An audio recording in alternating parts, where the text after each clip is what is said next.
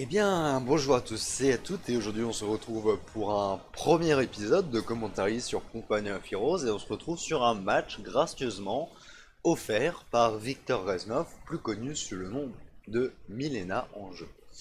Alors, Viktor Reznov va aujourd'hui jouer la Wehrmacht face à un joueur britannique. On se retrouve sur un petit match 1v1 sur la map Reshnaya Peprava. Alors, pour les commandants, du côté britannique, nous allons avoir le commandant du régiment royal d'artillerie, doublé du commandant du régiment d'opération de première ligne, ainsi que du régiment de commandant. Côté Viktor Reznov, nous allons avoir stratégie des troupes d'élite, stratégie d'infanterie allemande et stratégie d'infanterie générale. Alors, donc nous avons nos deux combattants et nous allons particulièrement, je pense, suivre le combat de Monsieur Reznov. Alors nous avons un démarrage très très classique de la part des deux factions. Donc vous avez Viktor Reznov donc, qui va faire un bâtiment, son premier bâtiment pour avoir les grenadiers et maintenant il fait sa MG42. Le Britannique commence avec une unité de fusilier et décide d'en faire dès maintenant une seconde et ne pas partir sur une Vickers. Une section de recrues d'infanterie a été entraînée. Voilà. Donc vous allez avoir deux fusiliers puis trois fusiliers qui vont normalement je crois arriver côté britannique. Le britannique qui se veut assez agressif déjà parce qu'il va venir chercher l'étoile du milieu finalement et va venir se faire un sac de sable pour se donner une protection pour du coup passer en yellow ou green cover et ne plus rester en red cover. Viktor Reznov vient chercher son premier point de cut et il vient avec sa MG42 chercher son second point de cut. Alors ce point de cut, comme vous pouvez le voir à la map tactique, est un point de cut qui globalise tout ce secteur là et ce second point de cut est plus précis sur le point de carburant et les points que vous avez après. Il garde sa MG42 pour essayer d'avoir une petite pression parce que Viktor Reznov, malgré Brouillard de Lire, a conscience que ce point là a été récupéré de la part adversaire. Il vient avec ses grenadiers chercher son point de munitions et avec ses recrues chercher son poids d'essence. Son sac de sable n'a pas forcément été très bien placé parce que vous voyez qu'il aurait pu le coller davantage contre le point et du coup ne pas faire ces barbelés là. Il décide de faire des barbelés pour derrière retirer à l'adversaire la possibilité de se mettre à cover de ce côté là du sac de sable. Le Britannique décide de ne pas faire de Vickers et décide de faire 4 unités de fusil en tout et vient tout de suite attaquer Viktor Reznov finalement sur son point de cut global, ce qui va obliger Viktor Reznov de revenir le chercher parce que là il n'a du coup plus de ressources. Vous voyez que il a en plus 4 essence et plus 6 de munitions contrairement à l'adversaire qui a plus 32 et plus 1. On a un adversaire qui est relativement agressif en entrée de jeu. Viktor Reznov vient de sécuriser cette maison là pour permettre sa capture tranquillement par ses recrues. On a une armée qui s'équivale, même si Monsieur Reznov commence à faire un grenade supplémentaire, ce qui va donner une nette supériorité numérique face aux Britanniques. Alors, comme on peut voir sur cette carte, vous avez un fleuve qui fait toute cette carte. Alors, un fleuve qui n'est pas infranchissable, on a vu que le Britannique l'a franchi ici et va le refranchir avec ses deux unités de fusilier. Mais c'est vrai que ce fleuve, en fait, finalement, donne une certaine tonalité à la partie et va souvent faire en sorte que au début on ait justement chacun une tête de chacun son tour. La MG42 Viktor Reznov vient empêcher la progression de ses soldats qui malgré le fait qu'ils sont à couvert sont déjà stunt et l'adversaire vient avec deux unités de fusilier contourner cette MG42 ce qui oblige à Monsieur Reznov de faire demi-tour. Il faut qu'il se méfie parce que ces unités là ne sont en couverture jaune mais directionnelles par là et de ce point de vue là ils n'ont aucune couverture. Alors il décide sagement de s'installer derrière le sac de sable voulant profiter de la couverture du sac de sable face à l'infanterie britannique. L'adversaire est en couverture rouge, il faut le savoir, ils sont pas en couverture donc évidemment les modèles tombent très vite. Le Britannique a deux unités d'infanterie en bac, le Reznov n'en a qu'une à sa base. J'espère que celle-ci va s'en sortir. Il revient avec sa MG42 qui avait été finalement rangée. Voilà, bon, l'unité de grenadier ne s'en est pas sortie. perdu son unité de grenadier. Et alors Monsieur Reznov finalement fait comme son adversaire, il vient chercher les points de l'autre côté du fleuve. Il reste une unité de fusilier au contact, sinon le Britannique a perdu toutes ses unités un petit peu dans ce push. Hein. On voit qu'il a beaucoup d'unités à la base. Hein. Il est à 3 unités à la base. Il va perdre du coup cette agressivité hein, qu'il avait pu avoir par ce cut. Il est chassé, hein, l'unité de fusil est chassée par Monsieur Reznov, et pendant ce temps-là, avec ses génies, il vient récupérer finalement tout ce secteur-là, tout simplement. On a un petit peu un jeu de miroir parce que le Britannique a essayé de faire pareil en face. Bon, il n'a pas réussi, mais il a essayé de faire pareil. Donc on a des Royal Engineers qui laissent peut-être présager la création d'un Bofors, c'est vrai qu'ils sortent assez tôt. Je pense qu'il a voulu surtout faire des Royal Engineers pour s'offrir la possibilité d'avoir un démineur. C'est vrai que Monsieur Reznov, malgré le fait qu'il a des génies en début de jeu, ne s'est pas décidé à les faire en démineur, hein, donc il faudra qu'il se méfie de ne pas se prendre des mines. Là vous avez une supériorité numérique, il décide de se décaler pour ne pas être sous la surprise de la MG, ce qui le met en cover rouge, ce qui donne une supériorité à l'infanterie allemande. Il n'y a toujours pas de bunker de soins hein, qui a été construit côté Wehrmacht, ce qui fait que ces modèles, du coup, vous voyez, sont presque mid-life, c'est un peu dommage. Je pense qu'il va devoir y réfléchir rapidement. Monsieur Reznov tente de venir chercher le point de carburant du bas, c'est un choix très intéressant. On pourra critiquer le choix de son adversaire hein, d'avoir fait 2 médics, il a même 3 médics sur une armée de 4 fusiliers. Je trouve pas ça forcément proportionné, surtout que vu qu'il les joue par deux, finalement vous allez pouvoir utiliser la compétence de l'un pour soigner les deux, donc c'est une perte selon moi de ressources. Monsieur Reznov s'amuse à faire comme son adversaire et vient chercher le point de dock global. Son adversaire réagit de manière disproportionnée presque et envoie finalement toutes ses unités. Très belle grenade à fusil qui était sur une anticipation et qui entraîne le wipe d'une section. Monsieur Reznov qui finalement a ses unités qui sont quand même vachement placées sur le secteur adversaire. On estime que chaque camp a son secteur de par le fleuve. Et finalement, on se rend compte que de ce point de vue-là, on n'a plus aucune unité. Et c'est vrai que l'infanterie britannique pourrait profiter de ça, mais j'ai l'impression que le joueur adverse préfère se concentrer sur les étoiles.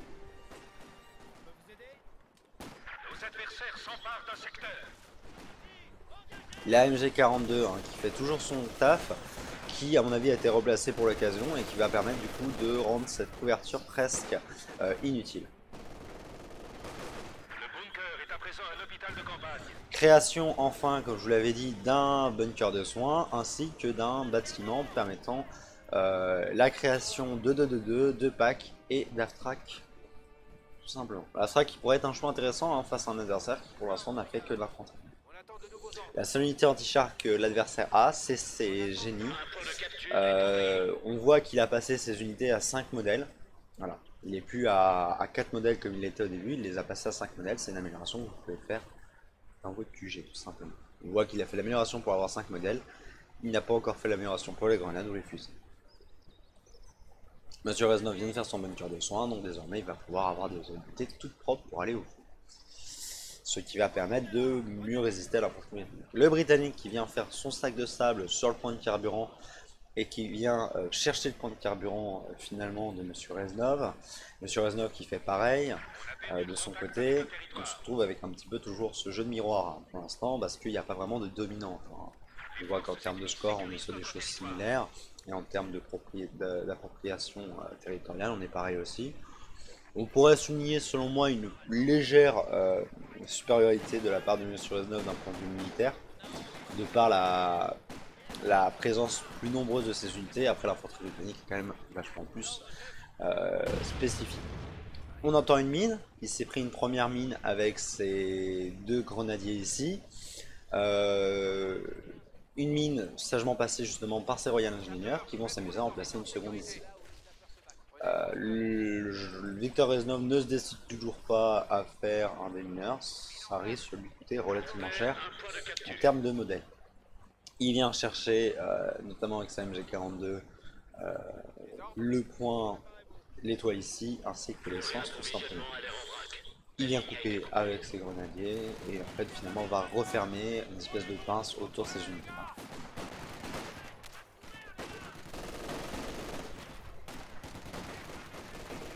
C'est vrai que le Britannique n'a toujours pas décidé d'une technologie très belle, la grenade à fusil, hein, qui a été faite au-dessus du buisson.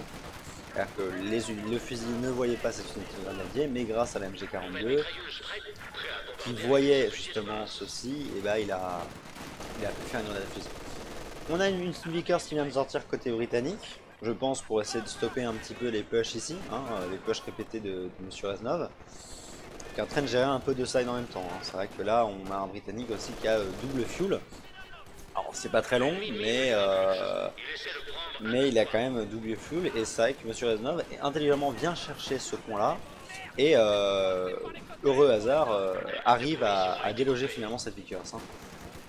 La Vickers hein, qui n'a pas été très rentable, hein. Peut-être que l'adversaire a dû la déplacer en A-click, tout simplement. Notre point de capture. Ils essaient de le prendre.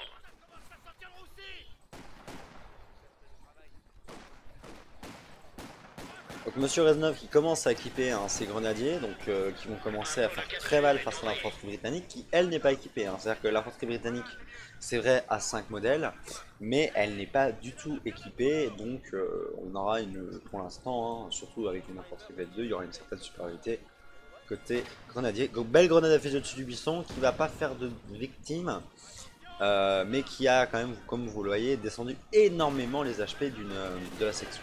Le plus intéressant c'est quand même de faire des victimes parce que le modèle coûte de la matvo, mais bon, ça peut ralentir et donner l'avantage quand même sur un coup. La compétence est prête. Le Britannique essaye de faire son classique coup de cut finalement hein, sur cette zone là. Victor Reznov hein, qui perd des modèles hein, finalement à trimballer ses bonhommes en couverture rouge. Beau tir hein, de la part de ce grenadier qui va se mettre 2 pour avoir tué un modèle finalement adversaire. Et on revoit qu'il y a une mine britannique ici. Alors mine britannique ou mine Taylor? Non, c'est une mine Taylor. C'est une mine Taylor qui a été construite par ces génies hein, justement. Alors il a créé une mine Taylor presque au bon moment parce que finalement on voit l'arrivée d'un Valentine. Alors Valentine qui est issu finalement du commandant britannique, hein, il est parti Royal Engineer. Donc avec avertissement anticipé, de l'artillerie hein, qui va utiliser sur la MG, si je ne m'abuse. Où est-ce que vous allez utiliser l'artillerie? Oui, il utilise l'artillerie sur la MG. Artillerie très très efficace, mais surtout l'avantage de cette artillerie, c'est qu'il peut être tiré sans forcément avoir une unité à proximité. C'est aussi sans doute pour cela qu'il a fait qu'une seule unité finalement en amélioration artillerie. Donc il a profité de son commandant pour avoir un Valentine, donc le Valentine qui lui est quand même un barrage de fumigène, qui peut se mettre en mode observation, qui lui donne finalement une plus grande true sight, et surtout bah, qui lui permet d'avoir un blindé. Hein. Victor Reznov de ce côté, il vient de faire un pack, mais il a été tout juste, hein. Finalement il a une espèce de retour à la base totale. Heureusement que finalement ces ingénieurs sont venus chercher le point de carburant adverse. Mais voilà, on pourrait avoir un Britannique qui soit beaucoup plus agressif avec son char, hein. Parce que c'est vrai qu'il n'a pas encore goûté à de l'anti-char. Ce qui pourrait être par contre astucieux, hein, c'est d'équiper ses ingénieurs hein, en démineurs justement pour accompagner le Valentine. On voit que il a encore posé des mines, hein, le Britannique. Il n'a fait que ça, et de l'autre côté, hein, vous voyez que Victor Reznov ne s'est toujours pas décidé à faire un démineur. Alors, Monsieur Reznov, malgré le fait qu'il soit en mode anti-blindé, a fait un tir ciblé en fait, je pense, sur ce sac de sable là. Vous voyez, pour retirer de la couverture aux Britanniques, Mande de Boss a retiré son sac de sable, mais son but c'était du coup de détruire la cover britannique. Donc le Britannique finalement qui lutte hein, quand même pour récupérer son territoire, hein, qui a mis beaucoup d'unités, hein. On a des unités qui dorment, hein. Notamment le Valentine qui s'est pris un Faust, mais vu que c'est un char, c'est considéré comme char moyen, char lourd, vous n'avez pas de paralysie hein, au premier Faust, il faut attendre le deuxième Faust. Monsieur Reznov qui se prend une deuxième mine, hein, pour ne pas changer, et qui va toujours pas faire des mineurs, hein. Il ne fera pas des mineurs jusqu'à la fin de la partie, et pourtant il s'en est pris des mines et il en a perdu de nombreux des modèles. La Vickers ici, Vickers hein, qui est bien placée pour couvrir finalement tout cet arc de cercle, mais c'est vrai qu'elle est un petit peu toute seule cette Vickers. Hein. S'il vient avec une unité de grenadier, la Vickers il peut la perdre. Le Britannique qui décide de réparer assez vite son char. Alors bon, je trouve que je peux critiquer un petit peu le choix du Britannique parce que c'est vrai que Valentine n'est peut-être pas forcément un char très lourd, mais il l'a presque pas utilisé. Donc vous voyez ce qu'il fait avec son unité de gradé, c'est ce que j'avais dit, hein. Il a juste contourné simplement la Vickers qui n'avait pas de support, hein, qui était tout seul sur son coin finalement.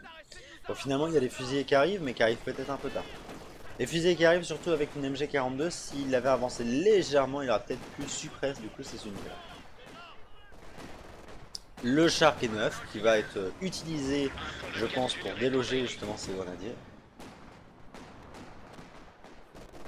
Hein, le Britannique qui joue énormément, hein, ces unités de fusée par deux, c'est pas forcément toujours très pertinent, je trouve. Hein. Comme vous voyez ici, bah voilà, hein, il pourrait très bien envoyer une petite unité ici pour finalement contourner cette MG au lieu d'utiliser la compétence du Valentine qui, bon, peut être intéressante mais qui coûte très cher hein, quand même. Son une compétence hein, qui coûte 32 munitions qui n'était pas forcément pertinente parce que finalement il a fait un barrage de fumigène, d'accord, mais c'est pas installé derrière. Donc en fait ce barrage de fumigène il a eu aucune utilité. Hein.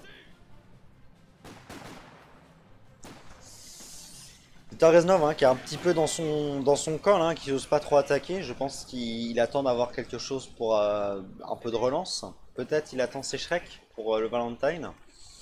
Euh, Sinon, voilà, je pense qu'il attend un petit peu d'acquérir de quoi faire une relance, hein, de quoi push côté britannique. Britannique aussi, hein, qui dort un peu sur ses bases et qui s'est décidé de faire un démineur.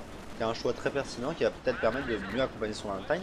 En plus, sur ses démineurs, il s'est décidé de faire un AT en se disant qu'il allait peut-être se bouffer un petit P4. Alors côté Reznov, hein, on assiste à un rush. Hein, il a fait un rush Panther.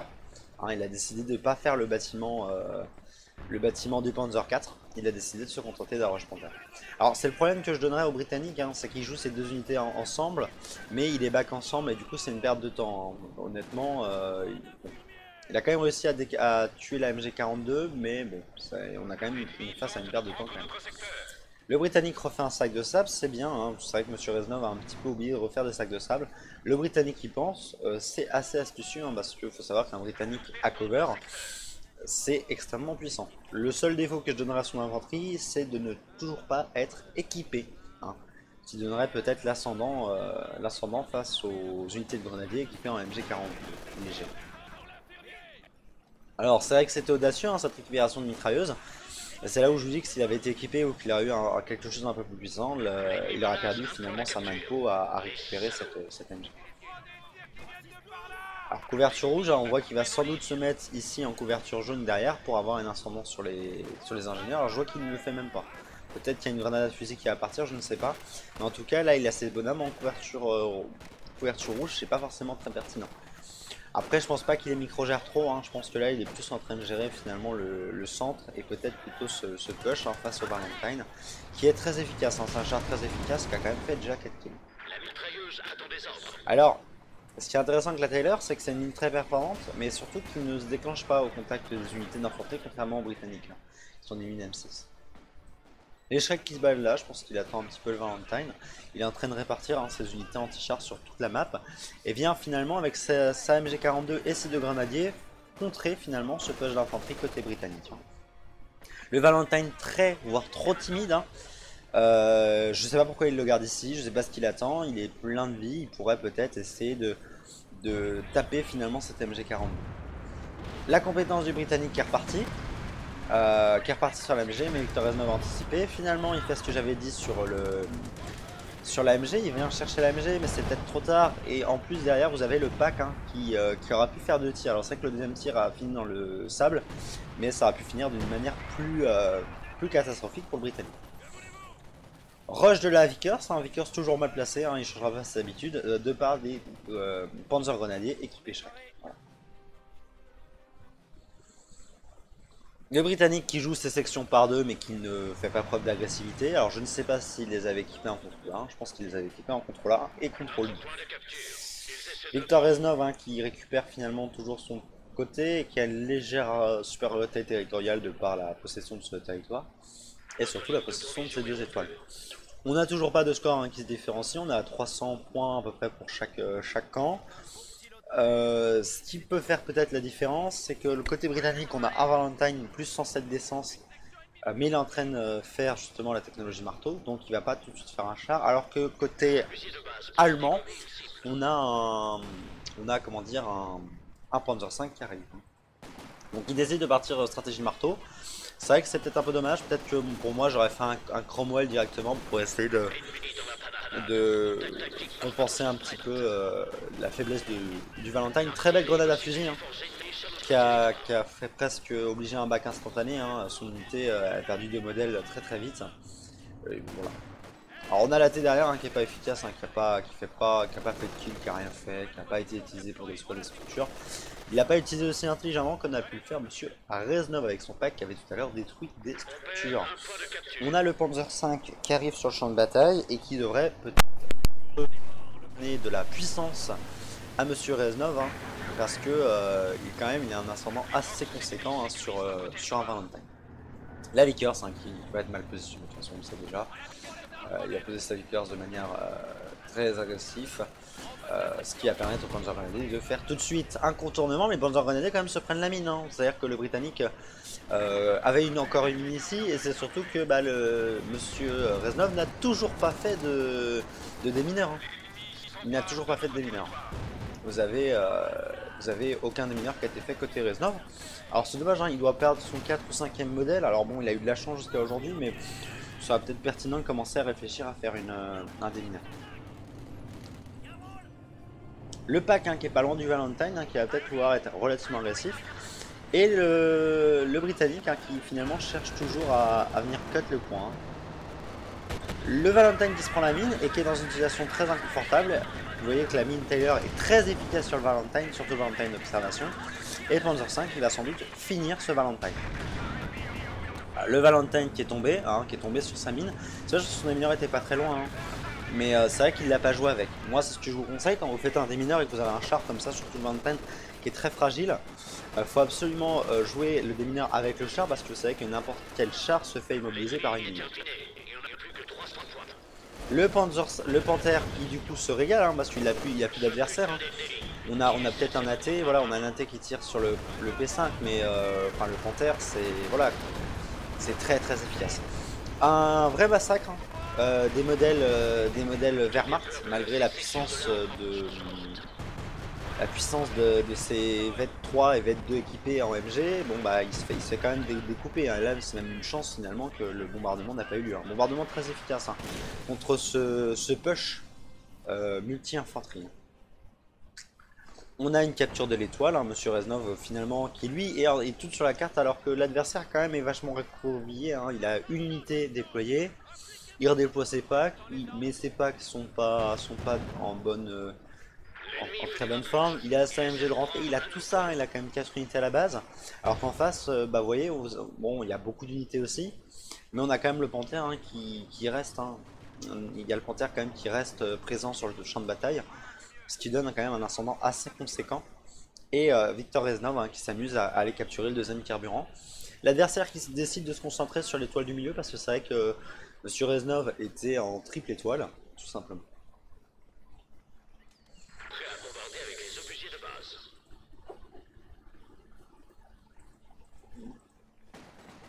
Alors, on a le Britannique qui décide toujours avec son double fusilier, décide de venir attaquer les Panzer fusées, qui ont quand même réussi à faire tomber un modèle. Toujours pas équipés, hein, ils sont toujours pas équipés, je crois qu'ils seront jamais équipés, hein. Ces fusiliers, c'est bien dommage. La MG42 qui fait son café et le Panzer V qui se prend des coups d'AT, mais ça ne se fait que ricocher, hein. On a eu que des... ça fait que ricocher, hein. C'est vrai que le Panzer V est quand même vachement efficace. Peut-être qu'un Firefly ou un Comet serait le bienvenu pour lutter contre ce Panzer V. Les grenadiers MG42 dans la maison qui agissent comme une vraie position statique. Le Britannique, hein, qui est très paquet, hein. C'est là où on se dit que honnêtement un Panzerwerfer serait pertinent, hein, côté allemand, surtout qu'il a l'économie, hein, pour faire un Panzerwerfer. Ça pourrait être intéressant, surtout qu'on n'a pas vu de blindé arriver. Alors peut-être qu'un gros blindé va arriver. Maintenant un Panzer V peut faire le cas. Alors en effet un gros blindé va arriver, hein. Il y a un Comet, hein, qui est en cours de construction. Alors gros blindé peut arriver, mais c'est vrai que on a quand même un Panzer 5, on a un pack. On est dans une situation relativement confortable. La MG42 qui tombe, hein, enfin la Vickers qui tombe alors qu'il est VET 2 et Victor S9 qui se prend encore une mine. Hein. Une mine avec ses ingénieurs qui ne seront sans doute jamais équipés en démineurs. Choix stratégique est fait de récupérer la Vickers avec l'unité de grenadier. C'est vrai que ça va lui donner une position de support plus intéressante et surtout que ça va pas la laisser à son adversaire. C'est vrai que la Vickers avait le don de l'énerver car il couchait les grenadiers. Le P5 a l'air de se régaler, hein, qui vient finalement faire un petit peu son tour de garde, mais surtout en fait qui vient, je pense, détruire un peu détruire un petit peu tout ce qui est protection pour les Britanniques. Et on voit que Victor Reznov a une certaine supériorité territoriale, hein. Il possède toute sa partie là, plus des émissances. Alors il va se faire interrompre par ses 4 unités, plus ce comète. Hein. Donc là le ton est donné, hein. Il y a un comète. Comète qui est un char très performant. Un bon gros canon et une bonne polyvalence. Hein. Le joueur britannique, hein, qui fait la bêtise d'avoir toutes ces unités, alors c'est bien, hein, c'est bien pour push, mais après bah faut rebondir, faut bouger, faut essayer de pas garder tout au même endroit. Le démineur qui est envoyé en première ligne sur l'étoile pour voir s'il n'y a pas des mines, ce qui est relativement astucieux. Victor S9 vient chercher les packs, donc ce qui a pour cause de faire tomber un pack à 2 modèles, et le Comet finalement vient protéger ses alliés. Comet très efficace. On a un Brombar qui vient de sortir côté Wehrmacht. Et le P5 qui s'ennuie un petit peu. Je pense qu'il préfère le garder avec un peu de recul, hein, parce que face au Comet, il doit se sentir un petit peu fragile. Ah, le pack qui tape sur le Comet. Donc le Comet qui tombe aux 3/4 de sa vie. Alors c'est là où, par exemple, si vous mettez un faux, ça devient très pertinent parce que vous allez avoir le char qui va être immobilisé. MG42 qui a mis des balles traçantes, tout à fait. Ce qui va coucher extrêmement vite, hein, l'infanterie britannique. L'adversaire qui décide de réutiliser sa compétence de commandement pour bombarder la MG, qui souffre énormément hein, quand même de ce bombardement, hein, qui a perdu 2 modèles et beaucoup de vie. La Vickers qui joue avec le Brombar. Hein. Brombar, une unité très efficace contre toutes les positions statiques et l'infanterie. Et le Britannique hein, qui est un peu dans sa base, hein, qui va je pense attendre ses ingénieurs pour réparer. Quoique non, il avance quand même sur Comet. Toujours beaucoup d'unités à la base. Voilà. Donc il pourrait profiter, hein, il a désinstallé la MG, mais c'est vrai que le Bombard finalement vient chercher cette unité d'infanterie. Je pense qu'il va se faire mal recevoir par les 2 AT plus le Comet. Mais voilà, Bombard qui vient chercher l'unité d'infanterie et qui fait du coup une petite pression hein, sur l'infanterie britannique. Hein, qui n'est toujours pas équipée et qui ne sera sans doute jamais. Tout simplement. Vous voyez là, c'est dommage, c'est que s'il avait déployé sa compétence à proximité des canons pack, il aurait pu soigner les canons pack, ce qui aurait été très pertinent. Parce que le problème de ces canons là, c'est qu'ils sont fragiles. Donc on voit quand même qu'il y a une dominance. Hein. Il est un peu devant sa base, hein, le Britannique. Victor S9 est un double carburant.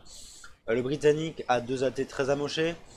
Il joue ses fusils mais de manière non pertinente, c'est-à-dire qu'il avance sur plus il avance. Il a refait une Vickers quand même. Je pense qu'il va essayer de jouer le Comet. Le Panzer 5 qui va être Q aux 2 AT plus au Comet, donc il va souffrir hein, de ça. Le Brombar qui va essayer de conserver son rôle anti-infanterie, mais je crois qu'il voit rien. Hein. Je pense qu'il voit rien, il va rien voir. Hein. Il ne va sans doute rien voir hein, face aux AT qui ont une portée quand même plus conséquente que les chars. Ah, finalement ils décident de revenir qu'avec une seule unité, et là on voit que Victor S9 se décide à mettre des mines antipersonnelles, mais a dû sans doute être grugé hein, par les fusils. Alors il faut savoir quand même que les petites pancartes sont visibles. Hein. Donc si vous micro-gérez en fait votre unité, vous pouvez voir hein, les petites pancartes et donc savoir qu'il y a un champ de mines.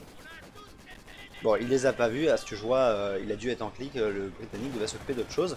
Britannique qui se fait découper hein, par les Panzer Grenadiers VET 2, hein, au cas qui sont quand même vachement plus performants que les fusiliers. Et je pense qu'une unité va tomber tout simplement.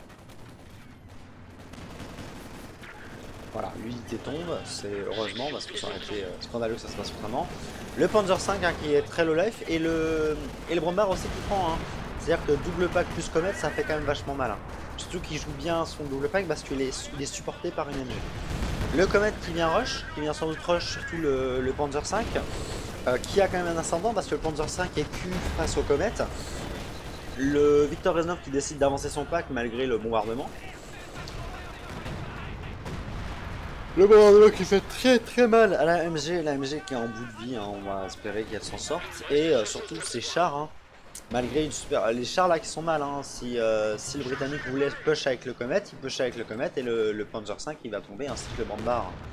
On aurait pu avoir un coup très spectaculaire, mais j'ai l'impression qu'il préfère utiliser son blindé pour aller récupérer le bas, ce qui n'est pas forcément très pertinent. Je pense qu'il aurait dû profiter justement pour faire un petit push, quitte à peut-être sacrifier son char, je ne sais pas. C'est vrai que ça coûte quand même 175 d'essence, hein, un Panzer 5, donc c'est intéressant à supprimer. Un Cromwell hein, qui sort côté britannique, sans doute pour accompagner le comète, hein, pour donner plus de puissance. Et l'intérêt c'est ce Cromwell, comme le comète, c'est des chars polyvalents, le Cromwell est juste bien moins performant. Les deux chars hein, Wehrmacht qui sont dans une posture très faible, après qui est compensée par la dominance territoriale hein, quand même côté Wehrmacht. Hein. Côté Wehrmacht hein, qui a possédé pendant très longtemps 3 étoiles. Et surtout qui a décidé enfin de prendre un commandant, alors un commandant que je comprends pas trop le choix, parce que je trouve que c'est un commandant très agressif, on va plutôt jouer en début, avec par exemple les fusils Jagger qu'on va équiper à la place de MG42 légère, mais les équipements sont déjà faits, les grenades flash sont pas forcément très pertinents à partir de ce moment là. Section d'infanterie britannique hein, qui a été tuée parce qu'elle faisait un sac de sable donc qui était très fragile. Décision est prise de mettre des balles perforantes sur la MG42 pour notamment faire plus de dégâts aux chars, ça aurait été peut-être plus pertinent de tirer sur les ingénieurs. Parce qu'ils sont aussi fragiles quand ils réparent un char. Vickers s'installer juste derrière le char. Donc commandant, comme je vous dis, un petit peu compliqué à comprendre, hein, parce que je trouve qu'il n'a pas forcément été pertinent. Il offre un tigre. Maintenant, vu le contexte, je pense que le tigre ne sortira pas. L'infanterie de la section d'assaut d'élite n'est pas forcément pertinente non plus. Parce que le Britannique n'a pas de grosse puissance hein, d'infanterie. Hein. C'est-à-dire que là, ce qui fait le plus mal, ça reste le comète, et encore, il le joue de manière très, comment dire, très timide. Donc quand même une utilisation d'une flash hein, par un des grenadiers. Et le Cromwell qui est tout neuf et qu'attend alors qu'il pourrait peut-être avec l'unité d'infanterie essayer de déloger ces 7 Vickers hein, finalement sur l'étoile.